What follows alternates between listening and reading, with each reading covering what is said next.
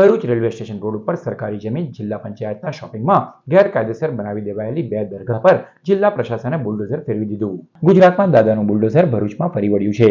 Operation demolition હેઠળ ભરૂચ જિલ્લા police અને વહીવટી તંત્રએ સરકારી જમીન ઉપર ગેરકાયદેસર ઊભી કરી દેવાયેલી પીરની મજારને જમીનદોસ્ત કરી દીધી હતી. રેલવે સ્ટેશન રોડ ઉપર જિલ્લા પંચાયતના રેસ્ટ હાઉસની બાજુમાં શોપિંગ સેન્ટર આવેલું છે. જિલ્લા પંચાયત દ્વારા 36 દુકાનો વર્ષો પહેલા ઊભી કરાઈ હતી. જોકે શરૂઆત થાય એ પહેલા જ બંધ રહેલું આ શોપિંગ સેન્ટર અસામાજિક પ્રવૃત્તિઓનો અડ્ડો બની ગયું હતું. આ શોપિંગમાં પીરની 2 મજાર બનાવી દેવામાં આવી હતી. આ સવારના 3 કલાકે ભરૂચ પોલીસ પ્રાંત અધિકારી, એ ડિવિઝન પીઆઈ, જિલ્લા પંચાયતના અધિકારીઓ અને હોમગાર્ડ્સની ઉપસ્થિતિમાં આ ગેરકાયદેસર ઊભી કરાયેલી દરગાહ ઉપર બુલડોઝર ફેરવી દેવાયું હતું. જિલ્લા વહીવટીતંત્ર અને પોલીસ દ્વારા ગેરકાયદેસર દરગાહ સાથે 36 દુકાનો પણ તોડી પાડવામાં આવી હતી.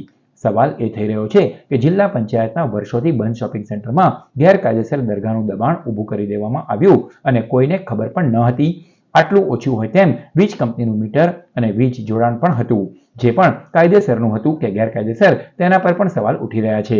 અને કાયદેસરનું હોય તો વીજ કંપનીએ કઈ રીતે સરકારી જમીન પર દરગાહ માટે વીજ જોડાણ આપ્યું તેના પર પણ સવાલ ઊભા થયા છે.